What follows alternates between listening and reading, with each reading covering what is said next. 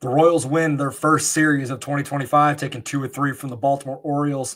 What this means and how they can keep things moving forward. And yes, we are going to talk about Jack Caglione. All that and more coming up on a live edition of One Royal Way.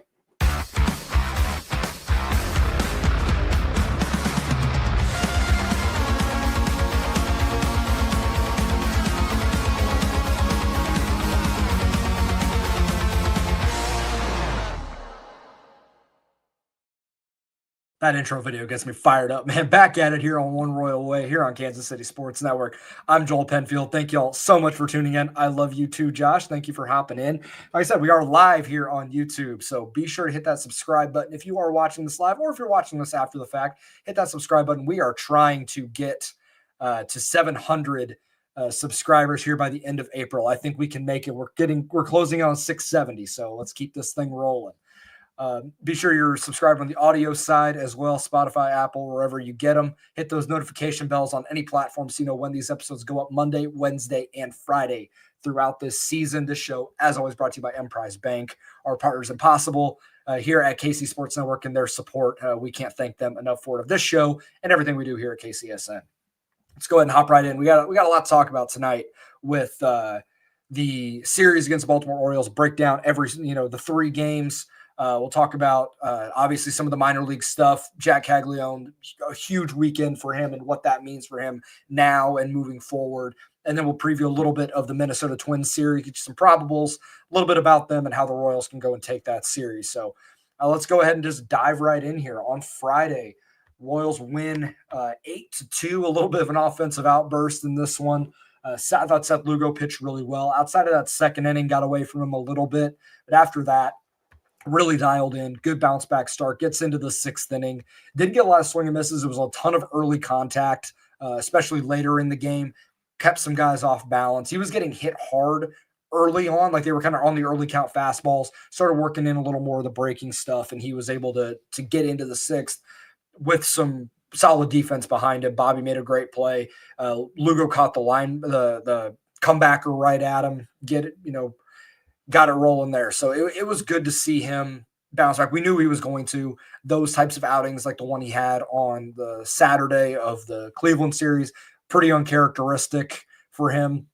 I don't think we'll see too many more outings like that moving forward. You saw another great outing from Hunter Harvey in the 7th when the game was still close.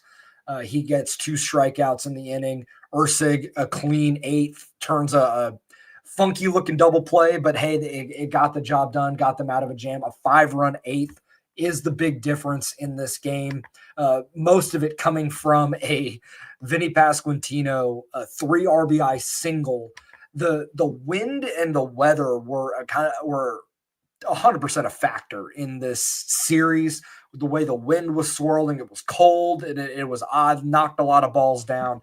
Really didn't see too many leave. I don't think we saw any leave the yard throughout this 3-game set. And if it were July, there were some that I think would have left, both for the Royals and the Orioles. So I'm kind of glad this series was played now rather than later. But it was good to see the offense continue to move forward. There's still some inconsistency, and we saw that throughout this series. But to get a crooked number late in a game, something they did a lot last year, they're continuing to do it this year. Michael Garcia continues to impress here. He had another 2 hits in this game with 3 RBIs, shot one right back up the middle off Dean Kramer, and then got another RBI late in this one. Still doing it at the bottom of the lineup, and I'm okay with them leaving him there. It provides a little bit of balance. I know that the quick conclusion is we need to move him up. Got to move him up to like 5-6, but we've seen what 6 through 9 can look like day in, day out, and it's just not consistent enough. Having Michael there gives you a little bit of balance. It gives you someone at the bottom of the order can get on base for, bring it back to the top, hitting 8th or 9th. And he's hitting well there. Like there is a certain point where he's comfortable hitting at the bottom of the order. He's seeing more pitches to hit. So let's just keep him there until proven otherwise. But right now, I think where he's at is a really good place to be.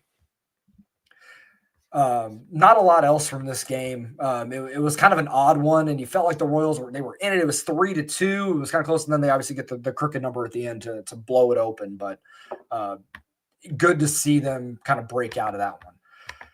Saturday was almost the complete opposite. It was a very ugly game from the beginning. Michael Walker gives up a couple early, but I felt like he pitched well after that. He gave up some hard contact. I think it was Tyler O'Neill or it was Gary Sanchez made a mistake, middle fastball with 2 strikes and 2 runs score, put them behind the 8 ball. Tomoyuki Sagano was just moving the ball all over the place. If you look at the Savant data, he threw nearly double the amount of breaking pitches as he did fastballs. He was sinking it. He was cutting it. It was a big overhand curveball with a splitter and a sweeper and throw it, the occasional 4-seamer just to see something, but didn't throw anything straight really often. Something to watch as we move forward. Early on this year, guys that are quote unquote throwbacks or dudes that throw stuff that's not straight, where everything is sinking, it's cutting, it's sweeping, it's curving, it's a split change, something like that. This offense has struggled with it. Guys that are kind of right at the top of the zone or your kind of standard mix, 4-seam slider, Royals have been able to jump on those guys, but guys that kind of manipulate their fastballs, a little bit harder time. And it's something to watch as we move forward. Not a lot of hits in this game. The biggest offensive piece was Bobby getting the home run, getting off the schneid a little bit. He had been very unlucky with some hard hit balls throughout this season so far, where it felt like when he really was able to get on a ball, it was right at somebody. Sagano hung a curveball at the top of the zone. Bobby didn't miss it, drove it out to left, and it was gone. And it seems like that kind of got him going, and it led into Sunday. We need to see this team keep moving forward. These types of games happen to everyone. Offensively, it's not exclusive to the Royals, but early on this year, the offense has been very inconsistent. And that might be putting it in a very generous state, but that's what's going to happen. They were 0 for 6 with runners in scoring position, left 7 on base. You're not going to win a lot of games that way. The Orioles left 7 on base, but they went 5 for 15. They drove runners in when it mattered.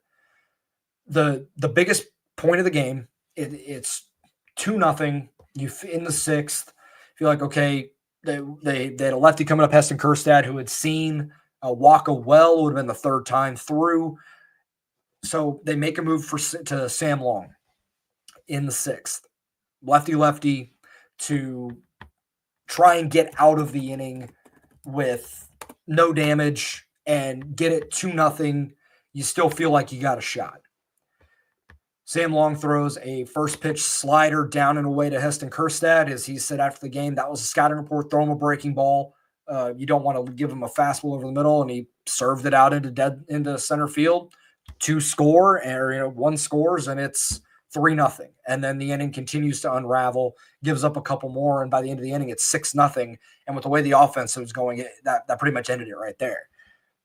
This is where the Sam Long conversation gets interesting. A guy that I felt pretty good about coming into this year, not in a high leverage situation. I didn't think they wouldn't have to rely on him for that as much as they did last year, because they have Harvey Estevez Erceg. You feel like you can cover more high leverage innings with those guys. And then you need to work in a John Schreiber, a Sam Long, a Daniel Lynch, and Angel Serpa into some other innings. And you feel like you can cover them. And the reason they brought in Long instead of Lynch or somebody else said down to, they felt like they wanted to use him there rather than burning a Harvey or burning a Lynch at that point. Whether I agree with that or not is a different conversation. I'm not the manager. I'm not R&D. I'm not making any of these decisions. So you guys have known me for long enough now. I am not one to hindsight 2020 bullpen decisions. It is what it is. These guys need to go out and get it done. Q can't throw the ball for him. He can't call the pitch for him.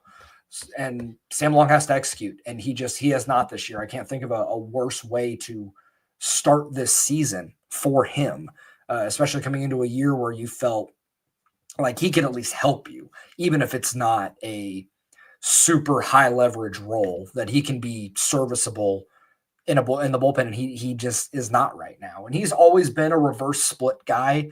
Like, he actually has more success against righties. He still can get lefties out. It's not like it's drastic, but I mean, this year, guys, he's had 11 plate appearances against lefties this season. The slash line is 727, 727, 1182 slug. That's a near 2,000 OPS. I know it's a small sample. I know that it's not great. I know that it's, a lot can change if he goes, and gets his next 10 out, but that's 8 for 11 with 2 doubles and a home run. You can't have that in this bullpen, whether you want to make him a lefty specialist or not.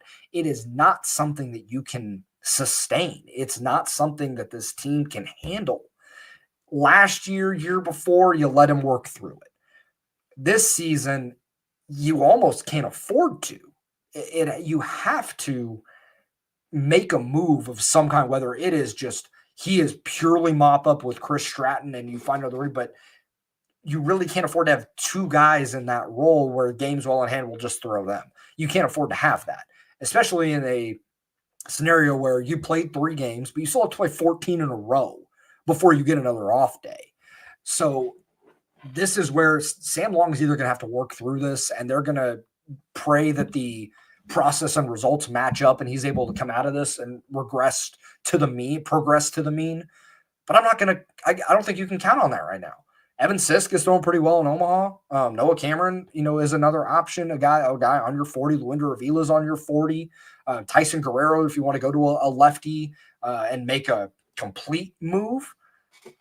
But it's reaching a point where it's early, and I get it. It's April 6th. But we've seen this is enough outings in a row of this is not going well. And you almost can't afford to let it happen any longer, even if the AL Central is a mess right now. That's how fine the margins can be. So we'll see if they give him another opportunity. They're going to hop on. They still got another 4 games at home against Minnesota. I think the Storm Chasers are at home right now, and they got an off day tomorrow. So if they make a move, it's right there for them to do it. It's a short drive down I-29 if they really wanted to make it happen. But we'll see. I don't think the Royals historically have not thrown the hook that quick. But we've also, the last few years, they haven't needed to have a quick hook because they've been rebuilding or trying to figure out where they're at. This year is different, and you can't afford to let this continue to linger and give him these innings or have to give him these innings because guys are burned in a 2 weeks, no off days scenario. Talk about the game on Sunday, which went in the Royals' favor and helped them win a series, and we'll do that right after this. Looking for tickets for your next event? Tickets for Less is your #1 source. Save big on every purchase when you use promo code KCSN at ticketsforless.com. Success in real estate takes more than vision. It takes the right financial partner. When someone takes something rundown and turns it into something great, that's called a comeback story. Like Brain Group. They take distressed properties here in KC, completely rework them, and then turn them into valuable real estate. But that kind of work needs the right bank behind it. Enter Emprise Bank. They're not about cookie-cutter loans. They saw Brain Group's vision, backed them, and now they're making big moves in Kansas City real estate. Talk about your partner in possible. Emprise doesn't do one-size-fits-all financing. They invest in potential and back growth. Visit emprisebank.com/KC to learn more. Emprise Bank. Member FDIC. Equal housing lender. Are you ready to win real money this March? Struggling to choose which team will pull off an upset? Forget about the teams. All you need to focus on are player stats to rack up big cash prizes with DraftKings Pick 6. And when it comes to the massive payouts, DraftKings dunks over all the competition. Pick 6 is available in most states, including Missouri, California, Texas, Georgia, and more. Track your picks for a shot to win huge cash prizes. It's as simple as that. All you have to do is pick which players you think will score, rebound, get assists, and fill up the stat sheet, and you can win. It's that easy. So turn your college basketball knowledge into cash today. New players get $50 in Pick 6 credits instantly with just a $5 entry. So download the DraftKings Pick 6 app now and use code KCSN. That's code KCSN for new customers to play $5 and get $50 in Pick 6 credits. Better payouts, bigger wins, only with Pick 6 from DraftKings. The crown is yours. Gambling problem? Call 1-800-GAMBLER. Help is available for problem gambling. Call 888-789-7777 or visit ccpg.org in Connecticut. Must be 18 plus. Age and eligibility restrictions vary by jurisdiction. Pick 6 not available everywhere, including New York and Ontario. Void where prohibited, 1 per new customer. Bonus awarded as non-withdrawable Pick 6 credits that expire in 14 days. Limited time offer. See terms at pick6.draftkings.com/promo. As always, be sure to hit that like button and subscribe button if you have not already here on YouTube. If you're watching live or if you're watching later, I appreciate that support. We want to keep getting that subscriber number up, trying to hit 700 before the end of April, or by the end of April. That would be great. And then be sure you're subscribed on all audio platforms as well. Royals end up getting the rubber game after having a couple opportunities, this past week to, against the Brewers and the Guardians. Had the chance, couldn't get it done. They were able to this time, which was something they struggled with last year, struggled with in the first 2 series this year, but they get it done today. They win 4-1. That game felt more, it felt more out of hand than 4-1. Like they had more opportunities. They had 13 hits. They got 13 hits off Cade Povich in 6 innings. Povich was able to make some good pitches and get out of some jams where the Royals were maybe a little too aggressive in spots, and he fed off of that. So, you tip your cap to him to keep it close when he got knocked around. He wasn't fooling anybody early in that game. They were barreling up everything. Bobby especially, really good to see him get rolling. 3 for 4 today. He was on cycle watch for a little bit, but ended up striking out, and they badly needed a home run. We got the triple-double single. The home run yesterday, I think, got him rolling. I think he just needed to see one. It's like a good 3-point shooter. Like you're in a little bit of a slump. Just see one go down, and it brings the confidence back. Seems like that's where it was for him. Like this is where early season numbers are kind of funny. Like his weighted runs created plus coming into the game was 86, and now it's 131 after today. I can't imagine we see too many more games the rest of the way where the weighted runs created plus is below like 115. But for him to heat up, get rolling, this offense needs it desperately. And that's where I think, he's going to need to continue to shine here. Chris Bubic was awesome again today. And in a needed game, just like the game against Milwaukee, they needed him to come in and pitch well, and he did. Unfortunately, the Royals, they ended up getting that one done. My apologies. I had him and Lorenzen mixed up in the rotation. But for Bubic to go out 6 2/3, 8 strikeouts, only 1 walk, scattered a couple of hits, and really the only run that came across it was a hard hit ground ball or fly ball to right. Renfroe probably could have made a play on it. It hit off his glove, ends up being 3, and then a wild pitch later, and the inning kind of got away from him. He couldn't get through 7.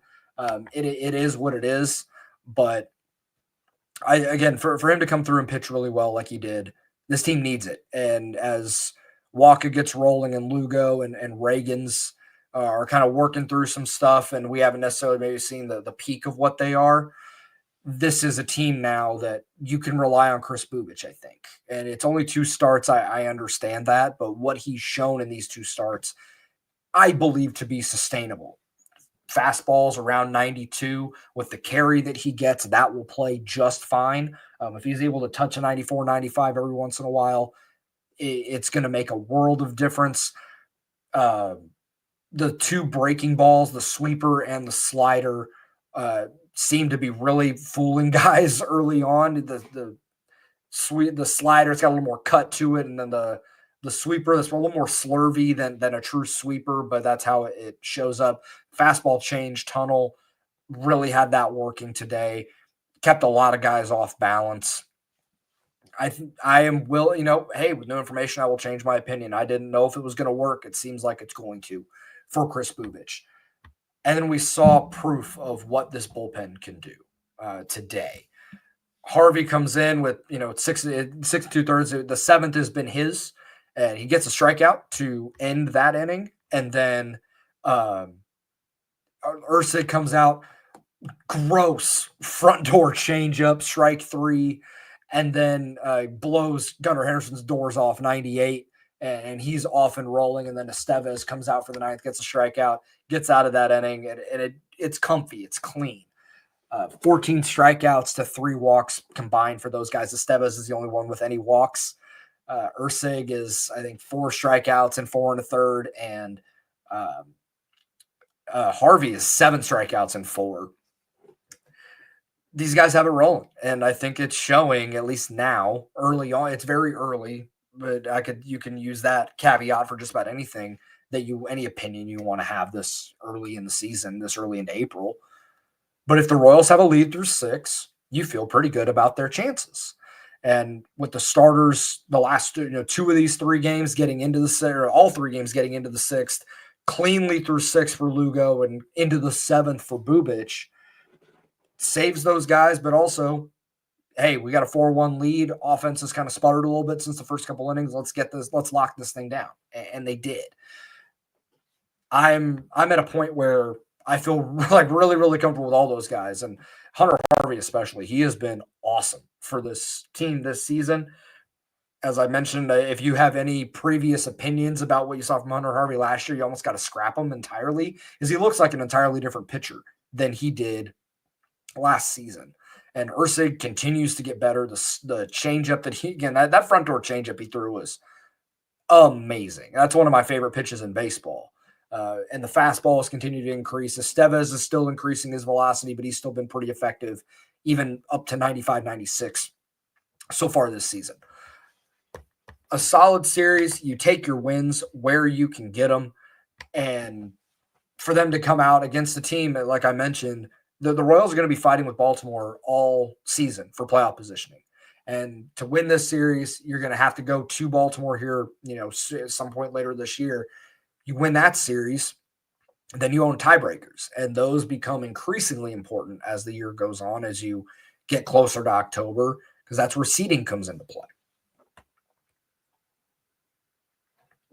And if you're able to get those tiebreakers over teams that are going to be vying for those same positions, it makes all the difference, and it potentially could have you hosting a playoff series, or gives you, an opportunity for that. Whether the Royals are going to be in the divisional race, we'll see. It's still pretty early to tell. No one has made themselves a favorite in this division so far. No one's really gotten off to a super hot start. So it's still there. Everything is there for the taking for the Royals, despite them leaving a lot of meat on the bone to begin this season. But they're 4-5. I still feel like they're good. They're in a good place. They are doing good things. On the whole, there's obviously things they need to fix, but a lot of this feels like they're going to be able to right the ship at some point. I'll go ahead and preview the Twins, and then we'll do some minor league stuff. So the Twins come to town for 4. Those probables are already out. On Monday, we get Simeon Woods Richardson versus Michael Lorenzen, who I thought threw the ball pretty well in his start against Milwaukee. Tuesday, Pablo Lopez versus Cole Reagans. So Reagans on the mound on Tuesday. Joe Ryan, who is a notorious Royals killer, is a guy that they have just not been able to figure out over his career. And then you get Seth Lugo on the other side of that. And then on Thursday, it'll be Bailey Ober versus Michael Wacha. And the Royals have seen Ober really well in his career so far. The Twins kind of blew a series to the Astros. They're 3-6, -12 run differential. Feels like this is a series where they can get a split at least. I feel like 3 of 4 with where the rotation is at and how it falls. You should feel good at least 3 out of 5 days, possibly 4 with what Bubic is doing, that you're going to be able to win this game. It's the beauty of having a solid starting rotation that you're going to be able to get solid production from. I hope we continue to see Cole continue to progress. I want to see him be more pitch efficient. Lugo seems like he's got some stuff worked out. I want to see him get a little more swing and miss, even if that's not necessarily his game. And like I talked about with Lorenzen last week,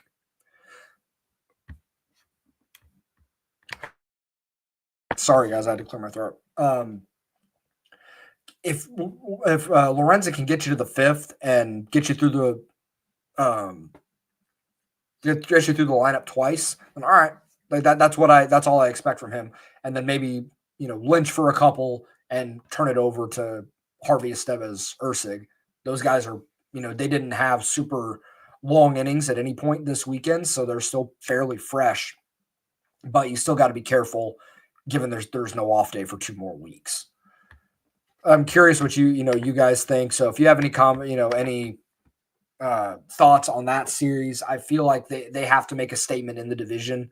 They really didn't against Cleveland, but the Twins have not started the year well. You're able to go win 3 of 4 here and give you a 5-2 homestand. Rights the ship a little bit, and you're in a much better space. And Bobby continuing to progress and get better from a little bit of a slow start. If these last 2 games are an indication, then he's really going to break out here soon and be the MVP candidate that we know that he can be.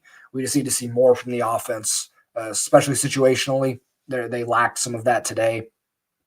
Despite all the hits, felt like they could have had 8-9 runs and they only got 4, but they won the game. So it's not like I'm ignoring it, but it lessens the blow of not having some of that production. In fact, they won, just win, get out of it and move on.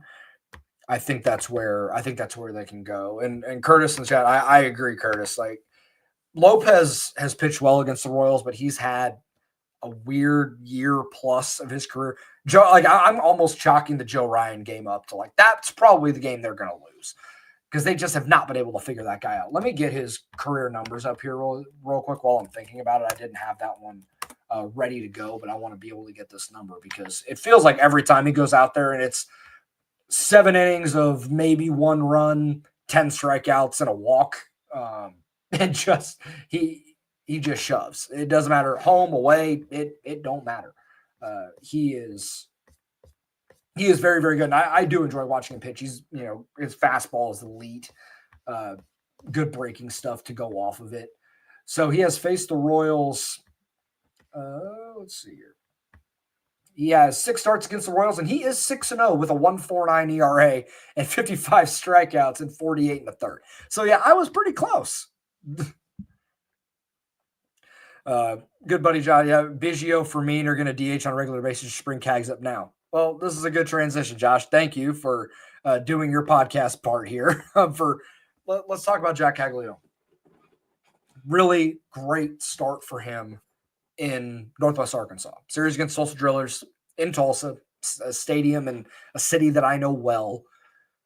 He goes 1 for 4 in his first game. The one hit was a big one, though. Just a scalding opposite field single, scored a run. So you get that. It comes out last night, and go watch the home run if you haven't seen it. He hit the ball out of the stadium. It was 464 feet, 116 off the bat. And like that stadium, it is a short porch to right field. He cleared the concourse fence by a good 20 feet, landed halfway onto Elgin Street. So it was, Elizabeth, yeah, it was unreal. Like it's one of those where the cliche of the ball sounds different off his bat. It holds true. He got another hit, and then he worked a walk. Really haven't seen the strikeout issues be super concerning. I think he's got 4 in 3 games. That's fine. Like, I know that he's going to punch out a little bit. It's kind of the nature of being a slugging left-handed hitter. We've seen some of the chase, but it's not as drastic. It's just he's still a little too aggressive. But he also, again, the Sunday game, goes 3 for 5 with a double, 2 hard hit singles, 3 RBIs, a walk. Didn't strike out today, I don't believe. If he did, it was in his last at bat.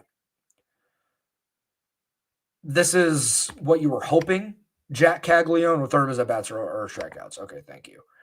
But again, like a third in the first 3 games of a season as you're getting used to Double-A. Like, okay. I want to see it. If he walks at a decent enough clip, I'm not going to be too concerned about the strikeout stuff. Thank you. He did strike out today. It wasn't his last at bat. That was what I thought it was.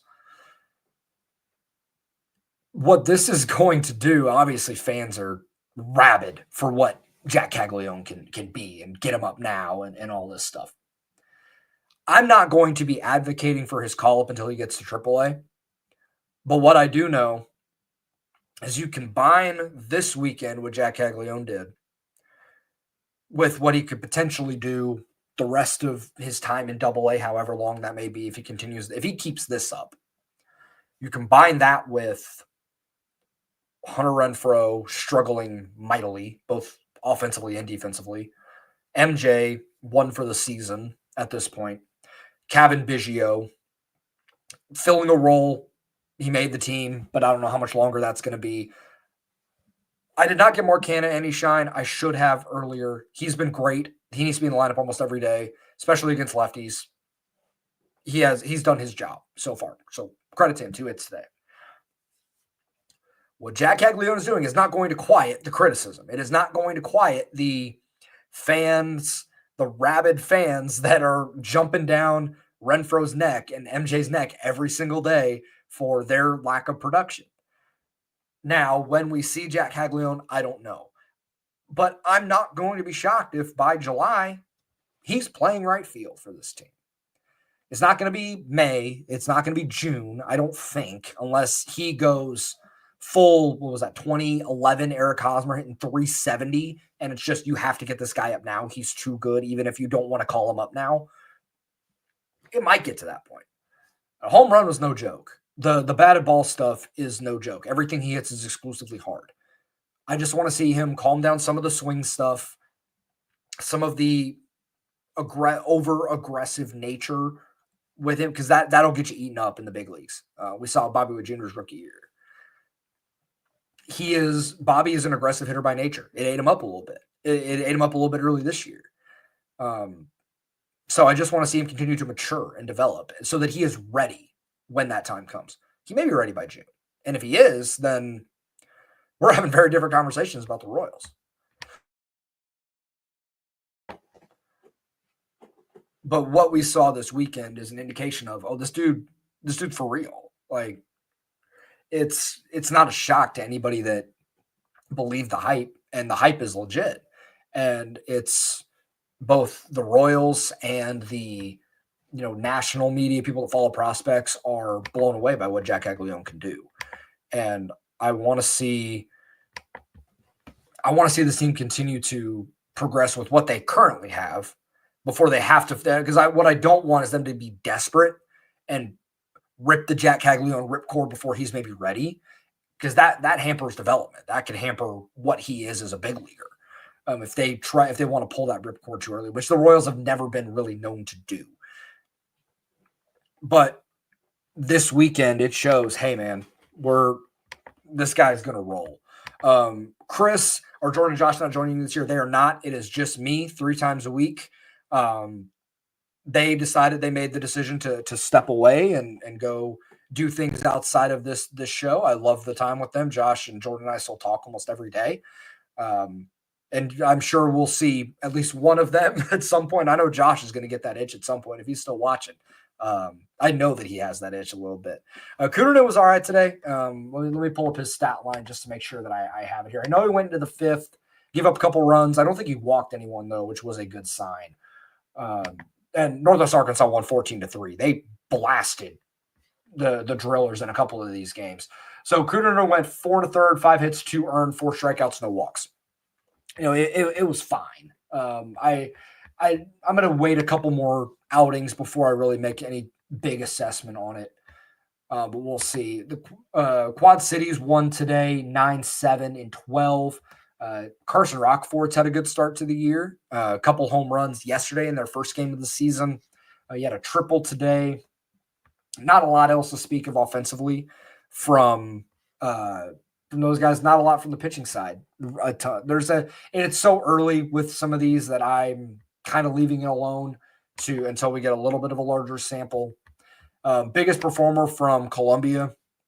Weird, very standard low A game. The Augusta Green Jackets beat the Columbia Fireflies 13-12 and 10. Oswald Gonzalez did not have a great game today, but he had 4 stolen bases in their first game of the season. Ramon Ramirez walked a couple of times. Darlene Figueroa, 2 home runs, 6 RBIs, and 4 walks today. Really good performance. A guy that I still like. I don't know exactly what his long-term development is going to look like, but second go-round at low A, and he's still pretty young. We'll see there. Omaha, if you're interested, because I know there are guys that people want to get up. Nick Lofton 2 for 5 today. Joey Weimer went 1 for 4. Tyler Gentry did hit a home run late in this one. Let's see, Drew Waters went 1 for 3 with 2 walks. He's hitting 455 to begin this season, but again, that might just be he maybe just be a quad A guy where he's too good for AAA, but when he gets to the big leagues, it's not good enough. And I know that sounds kind of funny considering who they're running out in the corner outfields right now, with Drew Waters could do it, but I guess we'll see. Last year might have been an indication of how they actually felt about Drew Waters. We'll see how it goes. I probably got a couple more minutes here. I appreciate you guys hanging out. With these shows, I don't intend to be more than 30 minutes, but sometimes when I get going, it's just the way it goes. If you guys have any questions before we get out of here, if you're watching live on YouTube, and if you have any questions after the fact, hit me up on Twitter. I'll definitely try and answer them. I'll give you guys a couple of minutes here. I do appreciate you guys hanging out here. Anybody that does this, we're going to try and do this a handful of times throughout the season, at least 2 of the 3 episodes we're going to try and do live. If scheduling conflicts happen, I'll let you guys know either way, whether it's going to be live or whether it'll just be a standard show that'll go up the next morning and you guys will see it there.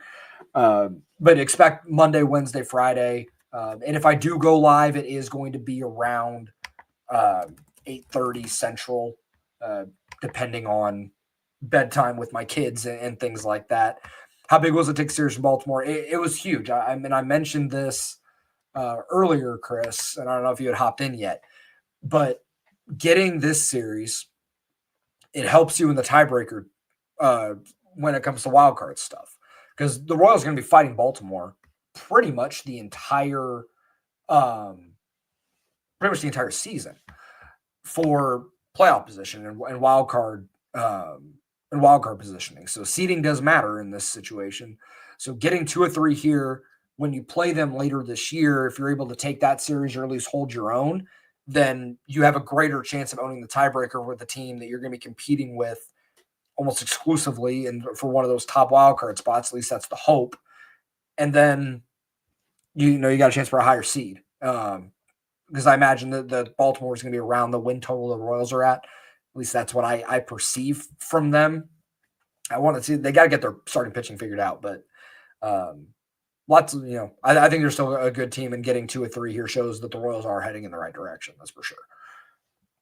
And I'll go ahead and wrap up there. I really appreciate everybody hanging out on YouTube. If you're watching this after the fact, I appreciate it. Before I get out of here, I'm going to toast game to Chris Bubich. A great start for him again today, and he'll probably be a mainstay on this more than likely if he continues to pitch like this. I will also toast game to Jack Caglione. Hell of a start to his AA run. The home run yesterday went crazy viral, and deservedly so. That was a mammoth home run and just a small sample of what he possibly could be for this team maybe later this year. Appreciate everybody hanging out. Appreciate Nick Springer on the 1s and 2s behind the scenes here. And we will talk next week, you guys, or later this week. My bad. It's been a long day. It's Sunday. I don't know what day it is half the time. But we'll talk later this week after the first couple of games for this series against the Minnesota Twins. And we'll talk then. Hopefully we're talking about a couple W's.